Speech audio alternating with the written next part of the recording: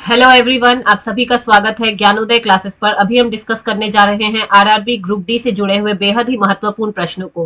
तो जिन्होंने अभी तक चैनल को सब्सक्राइब नहीं किया है, फटाफट से ज्ञानोदय क्लासेस को सब्सक्राइब कर लीजिए, क्योंकि यहाँ पर आपको हम अभी डिस्कस कराने वाले हैं आरआरबी एनटीपी ग्रुप डी से जुड़े हुए बेहद ही महत्वपूर्ण प्रश्नों को। जैसा कि आप देख सकते हैं, जिनके भी एग्जाम दिसंबर में 6, 7, 8 तारीख को होने वाले हैं। हालांकि 6 तारीख का एग्जाम हो चुका है, 7, 8 और आगे कुछ दिनों में होने वाले हैं, उनके लिए ये क्लास बेहद ही महत्वपूर्ण रहने वाली है, स्पेशली करंट अफेयर्स के पर्पज से। तो क्लास में अंत तक बने रहिएगा। हम शुरू करेंगे अपने क्लास को बिना वक्त गवाए हमारे पहले प्रश्न के साथ। यहाँ आपको हर एक प्रश्न के लिए 4 ऑप्शंस मिलेंगे। तो आप सभी को करना क्या है कि प्रश्न का उत्तर देते चलना है। देखना है आप लोगों को कि कितने प्रश्नों के उत्तर जो है वो आप लोग करेक्ट कर पा रहे हैं। तो हम शुरू करते हैं बिना वक्त गवाए हमारे पहले प्रश्न के साथ। हमारा पहला प्रश्न है स्क्रीन पर, वन उत्पादन एवं कृषि। क्या पूछ रहा है? वन उत्पादन एवं कृषि किस सेक्टर के अंतर्गत आते हैं? ये हमारा पहला प्रश्न है। तो इस प्रश्न का उत्तर क्या होने वाला है? इस प्रश्न का उत्तर आप सभी मेरे साथ देते चलिएगा। 4 ऑप्शंस दिए गए हैं, तो आप लोगों को मैं बता दूं, इसका उत्तर होने वाला है ऑप्शन नंबर ए, प्राथमिक सेक्टर के अंतर्गत आता है। अगर वन उत्पादन के बारे में आपको नहीं भी पता है, तब भी आप इसका उत्तर दे सकते थे, क्योंकि आप जानते हैं कि कृषि जो है वो प्राथमिक क्षेत्र के अंतर्गत आता है। तो इसका उत्तर हम क्या चूज करते हैं? प्राथमिक सेक्टर।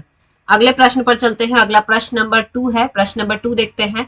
भारत में, क्या पूछ रहा है? भारत में आर्थिक उदारीकरण, आर्थिक उदारीकरण का जनक किसे कहा जाता है?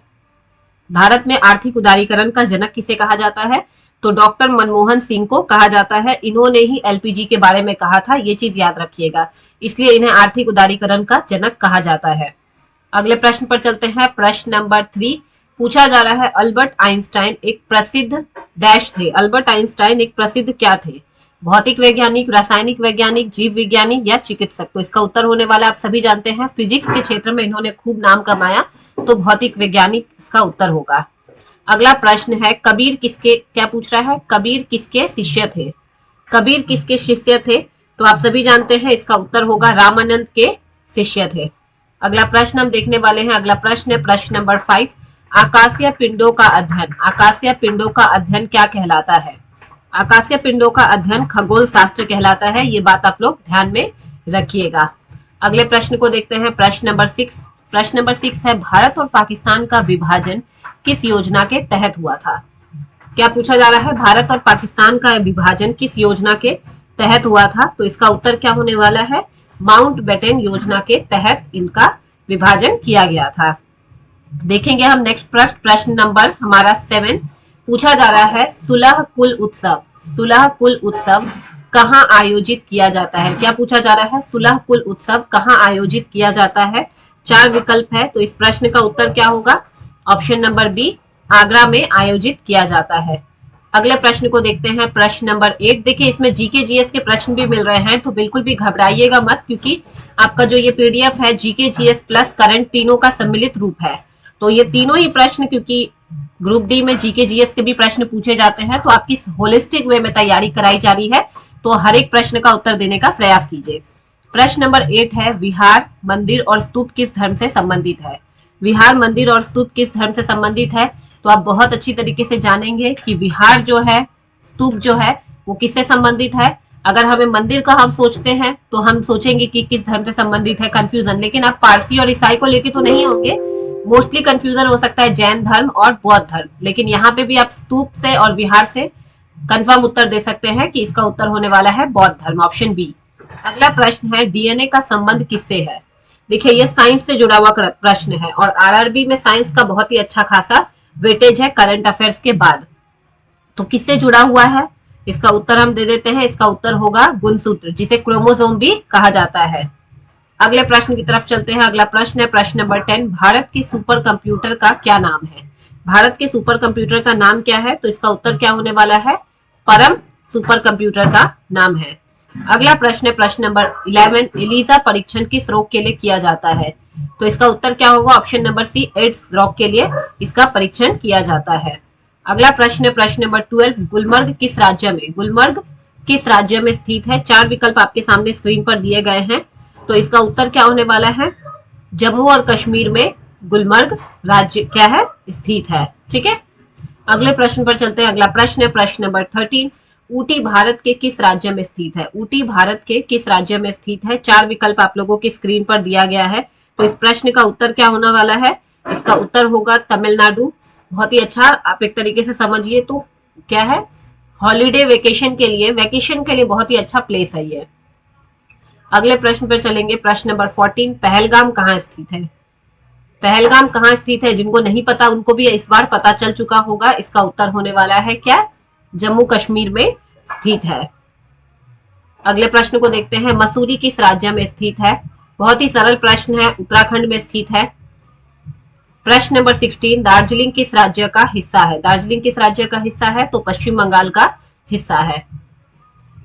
कोडाईकनाल कहाँ स्थित है? प्रश्न नंबर 17, कोडाईकनाल कहाँ स्थित है? तो उत्तर क्या होने वाला है? तमिलनाडु में स्थित है।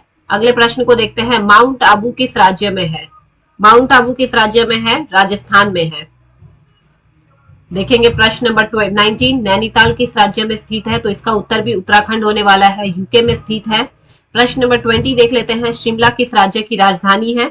तो शिमला हिमाचल प्रदेश की राजधानी है। यहाँ आप कंफ्यूज मत करके अपने आप का उत्तर उत्तराखंड मत सेलेक्ट कीजिएगा। प्रश्न नंबर 21, शिलोंग किस राज्य में स्थित है? तो शिलोंग कहाँ स्थित है? मेघालय में स्थित है। जिन्हें नहीं पता था उन्हें भी इंदौर की घटना के बाद पता चल गया होगा। अगला प्रश्न है प्रश्न नंबर 22, पंचमढ़ी बायोस्फीयर रिजर्व कहाँ स्थित है? देखिए, बायोस्फीयर रिजर्व से प्रश्न बनते हैं, तो ध्यान रखना है क्या कि ऐसे प्रश्नों को बिल्कुल भी स्किप ना करें, इंपॉर्टेंट होने वाले हैं। तो इस प्रश्न का उत्तर क्या होगा? पंचमढ़ी जो बायोस्फीयर रिजर्व है वो हमारा मध्य प्रदेश राज्य में स्थित है। प्रश्न नंबर 23, मनाली कहाँ स्थित है? प्रश्न नंबर 23, मनाली कहाँ स्थित है? हिमाचल प्रदेश में स्थित है। अगले प्रश्न पर चलते हैं, प्रश्न नंबर 24, पेरियार राष्ट्रीय उद्यान किस राज्य में है? पेरियार राष्ट्रीय उद्यान किस राज्य में है? तो केरल राज्य में स्थित है। प्रश्न नंबर 25, लोनावला और खंडाला किस राज्य में है? इस पर तो गाना भी बना हुआ है, तो आप लोगों को बिल्कुल अच्छे से पता होगा कि ये कहाँ है, महाराष्ट्र में स्थित है। चलेंगे हम 26वें प्रश्न पर, लेकिन अभी तक 25 प्रश्न हम डिस्कस कर चुके हैं। जिन्होंने अभी तक चैनल को सब्सक्राइब नहीं किया है, क्या नहीं किया है? सब्सक्राइब नहीं किया है, फटाफट से चैनल को सब्सक्राइब करके बेल आइकन पर क्लिक कर लीजिए, ताकि उनको हर क्लास की नोटिफिकेशन सबसे पहले मिले और वो क्लास को टाइम पर कर सके। तो हम अगले प्रश्न पर चलते हैं, विद्युत बल्ब का फिलामेंट किस धातु का होता है? क्या पूछा जा रहा है? विद्युत बल्ब का फिलामेंट किस धातु का होता है? तो इसका उत्तर क्या होने वाला है? टंगस्टन का बना होता है। ध्यान रखिएगा, टंगस्टन का बना होता है। प्रश्न नंबर 27 है, चुंबकीय फ्लक्स की इकाई क्या है? चुंबकीय फ्लक्स की इकाई क्या है, ये प्रश्न पूछा जा रहा है। तो इस प्रश्न का उत्तर क्या होने वाला है? वेबर होने वाला है। हम चारों ऑप्शंस पर ना जाते हुए हम क्या कर रहे हैं, टाइम को बचत करते हुए डायरेक्टली उत्तर सेलेक्ट कर रहे हैं। प्रश्न नंबर 28, किस अधिनियम को भारतीय संविधान का ब्लूप्रिंट, क्या पूछा जा रहा है? किस अधिनियम को भारतीय संविधान का ब्लूप्रिंट कहा जाता है? तो इसका उत्तर क्या होने वाला है? इसका उत्तर होने वाला है ऑप्शन नंबर बी, भारत सरकार अधिनियम 1935। ब्लूप्रिंट मतलब आप समझ सकते हैं कि पहले से जिसके आधार पर हमने अपना संविधान तय किया है। ठीक है, तो संविधान में बहुत सारी चीजें जो है भारत सरकार अधिनियम 1935 से ली गई है। अगले प्रश्न पर चलते हैं, प्रश्न नंबर 29, वंदे मातरम के लेखक कौन है? वंदे मातरम के लेखक कौन है? तो बहुत ही सरल प्रश्न है, बंकिम चंद्र चट्टोपाध्याय के द्वारा ये लिखा गया है। अगले प्रश्न पर चलेंगे। अगला प्रश्न है, एक्स किरणों की तरंग दैर्घ्य, क्या पूछ रहा है? एक्स किरणों की तरंग दैर्घ्य की कोटि क्या होती है? तो इस प्रश्न का उत्तर क्या होने वाला है? एक्स किरणों की 10 के पावर -10 मीटर। ठीक है, 10 के ऊपर -10 घात है, याद रखिएगा। तो इसका उत्तर है ऑप्शन नंबर बी। प्रश्न नंबर 31, एक कूलम्ब आवेश में, क्या पूछ रहा है? एक कूलम्ब आवेश में कितने इलेक्ट्रॉन के बराबर होते हैं? पूछा जा रहा है एक कूलम्ब आवेश कितने इलेक्ट्रॉन के बराबर होता है? तो इसका उत्तर क्या होने वाला है? ध्यान पूर्वक उत्तर दीजिएगा। इसका उत्तर होगा 6.25 × 10⁻18। अगला प्रश्न है प्रश्न नंबर 32, एक पुस्तक का नाम दिया है जिसका नाम है जफरनामा। पूछा जा रहा है जफरनामा किसने फारसी में लिखी? किसमें लिखी है? फारसी में किसके द्वारा लिखा गया है? तो सभी जानते हैं गुरु गोविंद सिंह जी के द्वारा ये लिखा गया है। अगला प्रश्न है, आरबीआई का पूरा नाम। देखिए, मैंने आपसे कल ही कहा था कि फुल फॉर्म पूछता है आरआरबी, तो बिल्कुल भी स्किप ना करें ऐसे प्रश्नों को। इसका उत्तर होने वाला है रिजर्व बैंक ऑफ इंडिया। अगला प्रश्न है, मानव रेटिना पर पड़ने वाली प्रतिबिंब की प्रकृति क्या होती है? मानव रेटिना पर पड़ने वाली प्रतिबिंब की प्रकृति क्या होती है? वो वास्तविक एवं उल्टा होता है। अगला प्रश्न है प्रश्न नंबर 35, भारतीय नौसेना की पूर्वी कमान का मुख्यालय कहाँ है? भारतीय नौसेना की कमान का पूर्वी कमान के बारे में पूछा जा रहा है। देखिए इस तरह है, तो यहाँ पे विशाखापट्टनम आता है आपके चेन्नई में, तो पूछा जा रहा है पूर्वी कमान का मुख्यालय कहाँ स्थित है? इस प्रश्न का उत्तर हो जाएगा विशाखापट्टनम, ऑप्शन नंबर सी। अगला प्रश्न है प्रश्न नंबर 36, 1 मेगावाट कितने वाट के बराबर होता है? 1 मेगावाट कितने वाट के बराबर होता है? 10 लाख वाट के बराबर होता है। चलेंगे अगला प्रश्न, प्रश्न नंबर 37, तृतीय विश्व शब्द, क्या पूछ रहा है? तृतीय विश्व शब्द का प्रयोग किसके लिए होता है? यानी कि थर्ड वर्ल्ड क्या चीज है? थोड़ा सा अटपटा सा है तृतीय विश्व वर्ड, तो इसका उत्तर है एक्चुअली में थर्ड वर्ल्ड। क्या पूछ रहा है? थर्ड वर्ल्ड शब्द का प्रयोग किसके लिए होता है? तो इस प्रश्न का उत्तर देना है आप सभी लोगों को। इसका उत्तर क्या होने वाला है? अर्ध विकसित एवं विकासशील देश के लिए होता है। ठीक है, तो इसी के साथ हम चलेंगे अगले प्रश्न पर। अगला प्रश्न है हमारा प्रश्न नंबर 38, संसद की संयुक्त बैठक कब बुलाई जाती है? संसद की संयुक्त बैठक कब बुलाई जाती है? जब लोकसभा और राज्यसभा में मतभेद होता है, होने की स्थिति में 108 के तहत, आर्टिकल 108 के तहत क्या किया जाता है? संयुक्त बैठक बुलाई जाती है। प्रश्न नंबर 39, भगत सिंह ने बम कब फेंका था? देखिए भगत सिंह से तो बहुत लोगों को लगाव है, तो ये भी पता होगा आप लोगों को कि 8 अप्रैल 1929 को भगत सिंह ने क्या फेंका था? बम फेंका था। प्रश्न नंबर 40, कनिष्क का दरबारी चिकित्सक, कनिष्क का दरबारी चिकित्सक कौन था? ये प्रश्न पूछा जा रहा है, तो आप सभी जानते हैं चरक। तो अभी तक हमने कुल 40 प्रश्न डिस्कस कर लिए हैं, आज हम 80 प्रश्न डिस्कस करने वाले हैं। तो अभी आप लोगों को देखना है कि 40 में 40 कितनों के उत्तर सही हुए हैं। जिन्होंने 40 में कम से कम 35 प्लस किया है, उनकी तैयारी तो बहुत बेस्ट है, यानी कि उन्हें एग्जाम में कोई पीछे नहीं कर सकता है। ठीक है, अगले प्रश्न पर हम चलेंगे। प्रश्न नंबर 41, मोहम्मद गौरी के आक्रमण का सामना किसने किया? मोहम्मद गौरी के आक्रमण का सामना किसके द्वारा किया गया था? पृथ्वीराज चौहान के द्वारा किया गया था। अगले प्रश्न पर चलते हैं। अगला प्रश्न है प्रश्न नंबर 42, बिग बैंग थ्योरी किस प्रभाव पर आधारित है? क्या पूछा जा रहा है? बिग बैंग थ्योरी किस प्रभाव पर आधारित है? ये प्रश्न आपसे पूछा जा रहा है। इसका उत्तर होने वाला है फोटो इलेक्ट्रिक प्रभाव पर आधारित है, ऑप्शन नंबर सी। 43 नंबर है, अल्फा और बीटा कणों की खोज किसने की? अल्फा और बीटा कणों की खोज किसके द्वारा की गई है? रदरफोर्ड के द्वारा की गई है, अर्नेस्ट रदरफोर्ड। ठीक है, इसी के साथ चलेंगे हम अगले प्रश्न पर। प्रश्न नंबर 44, पैराडाइज लॉस्ट के लेखक, पैराडाइज लॉस्ट के लेखक कौन है? तो इसका उत्तर होने वाला है जॉन मिल्टन है। अगला प्रश्न है, वित्त आयोग की नियुक्ति कौन करता है? वित्त आयोग की नियुक्ति कौन करता है? राष्ट्रपति करता है। वित्त आयोग की चर्चा किस आर्टिकल में है? आर्टिकल 280 में है। कितने वर्षों के लिए होता है? 5 वर्षों के लिए होता है, ये भी ध्यान में रखना है आप लोगों को। अगले प्रश्न पर चलते हैं। अगला प्रश्न है प्रश्न नंबर 46, प्रकाश का वेग सर्वप्रथम किसने मापा? प्रकाश का वेग सर्वप्रथम रोमर के द्वारा मापा गया था, option number C is the correct answer. प्रश्न नंबर 42, सती प्रथा के विरुद्ध कदम किस गवर्नर जनरल ने उठाए? सती प्रथा के विरुद्ध किस गवर्नर जनरल के द्वारा कदम उठाया गया? तो इसका उत्तर होने वाला है लॉर्ड विलियम बेंटिक। 1829 में सती प्रथा को क्या किया गया? रद्द कर दिया गया था, रूल नंबर 17 के तहत। अगले प्रश्न पर चलते हैं। अगला प्रश्न है प्रश्न नंबर 48, अजंता चित्रकला में क्या दर्शाया गया है? क्या पूछा जा रहा है? अजंता चित्रकला में क्या दर्शाया गया है? तो जातक कथाएं दर्शाई गई हैं। इसी के साथ चलेंगे प्रश्न नंबर 49, पाटलिपुत्र नगर का संस्थापक, पाटलिपुत्र नगर का संस्थापक कौन था? अभी आप जानते हैं पाटलिपुत्र नगर का संस्थापक जो था एक्चुअली में ये उदयन होगा।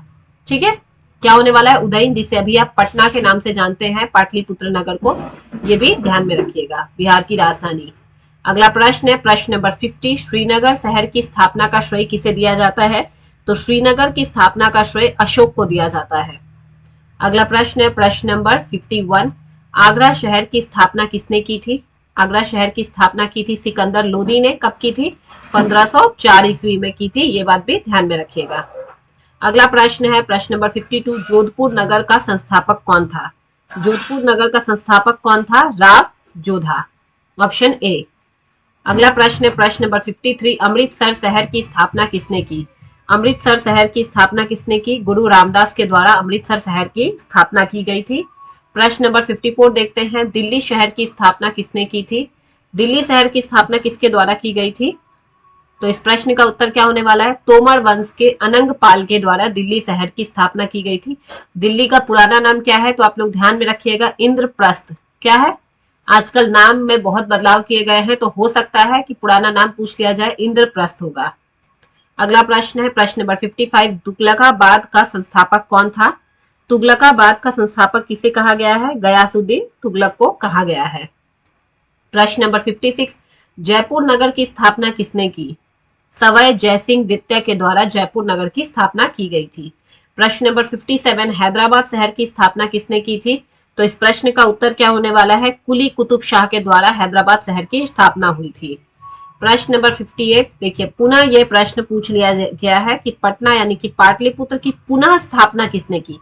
पुनः किसके द्वारा स्थापना की गई थी? तो शेरशाह सूरी के द्वारा की गई थी। अगर पूछा जाए कि पाटलिपुत्र की स्थापना कब हुई, किसके द्वारा हुई, तो उदयन होगा। पुनः स्थापना किसके द्वारा हुई? तो शेरशाह सूरी उत्तर होने वाला है। अगला प्रश्न है, फतेहपुर सिकरी नगर का संस्थापक कौन था? तो इस प्रश्न का उत्तर होने वाला है अकबर। प्रश्न नंबर 60, इंदौर शहर की स्थापना किसने की थी? इंदौर शहर की स्थापना जो है अहिल्याबाई होलकर के द्वारा की गई थी। प्रश्न नंबर 61, फ्रंटियर गांधी किसे कहा जाता है? तो खान अब्दुल गफ्फार खान को फ्रंटियर गांधी के नाम से जाना जाता है। अगले प्रश्न पर बढ़ते हैं। अगला प्रश्न है, भारतीय राष्ट्रीय कांग्रेस की स्थापना किसने की थी? तो आप सभी जानते हैं एओ ह्यूम के द्वारा, एलन ऑक्टेवियन ह्यूम के द्वारा भारतीय राष्ट्रीय कांग्रेस की स्थापना की गई थी। कब? 1885 में। ठीक है। अगला प्रश्न है हमारा, गीत गोविंद की रचना किसने की? गीत गोविंद की रचना किसके द्वारा की गई? जयदेव के द्वारा की गई है। अगला प्रश्न नंबर 64, भारत की राष्ट्रीय आय का सबसे बड़ा हिस्सा किस क्षेत्र से आता है? भारत की राष्ट्रीय आय का सबसे बड़ा हिस्सा किस क्षेत्र से आता है? तो इसका उत्तर होने वाला है तृतीय क्षेत्र से आता है।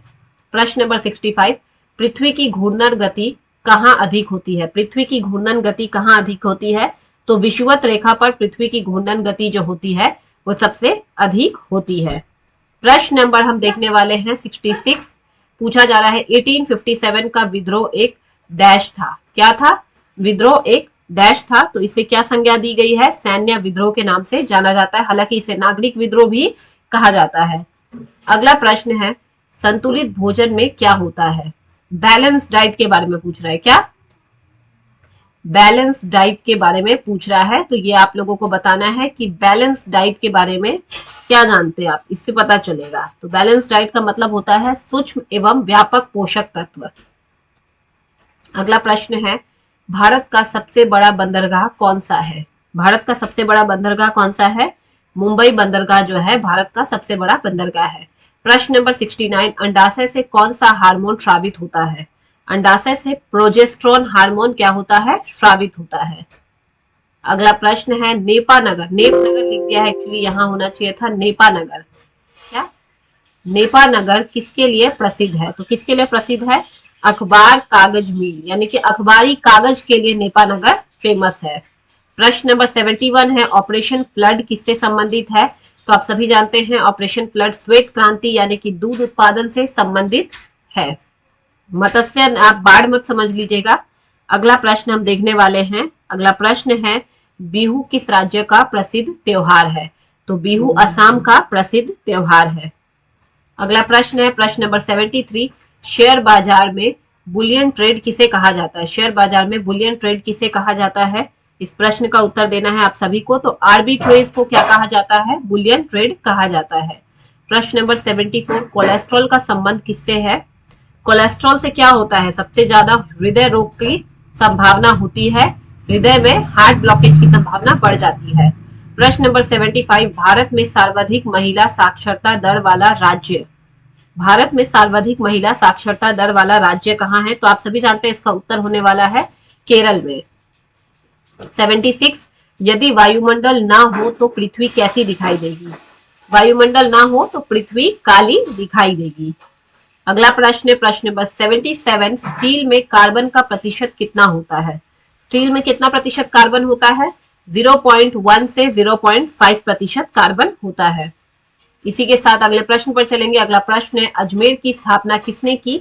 अजमेर की स्थापना जो है वो अजय राज चौहान के द्वारा की गई थी। 79 प्रश्न है, अवध की स्थापना किसने की थी? अवध की स्थापना सादत अली खान के द्वारा की गई थी। और अगला है हमारे सेशन का अंतिम प्रश्न, 80वां प्रश्न, चाय के उत्पादन में कौन सा राज्य अग्रणी है? तो चाय के उत्पादन में अग्रणी राज्य जो है असम है। लेकिन एक बात याद रखना है, अगर पूछा जाए कि कौन सा चाय जो है सबसे ज्यादा प्रसिद्ध है, तो दार्जिलिंग चाय सबसे ज्यादा प्रसिद्ध है। ये चीज आप लोगों को ध्यान में रखनी है। हालांकि सबसे ज्यादा प्रोडक्शन कहाँ होता है? असम में होता है। तो इसी के साथ हम अपने सेशन को समाप्त करेंगे। जिनके 80 में 80 क्वेश्चन सही हुए हैं, बहुत अच्छी तैयारी है। जिनके नहीं हुए हैं, देखना है कम से कम 70 प्लस होने चाहिए, क्योंकि आज का जो लेवल था वो बहुत ही सरल था। लेकिन इसमें से भी प्रश्न बनने की संभावना है। तो आप लोग क्लास को बिल्कुल स्किप ना करें और चैनल को लाइक, शेयर एंड सब्सक्राइब जरूर करें। और आप लोग साथ में कमेंट भी कीजिए, ताकि पता चले नेक्स्ट किस टॉपिक में आप लोगों को क्या चाहिए, क्लास चाहिए। तो मैं कोशिश करूंगी कि उसी टॉपिक को मैं यहाँ पे कवर करा सकूं। तो मिलते हैं नेक्स्ट क्लास में। तब तक के लिए मैं आप सभी लोगों से विदा लेती हूँ। Thank you everyone.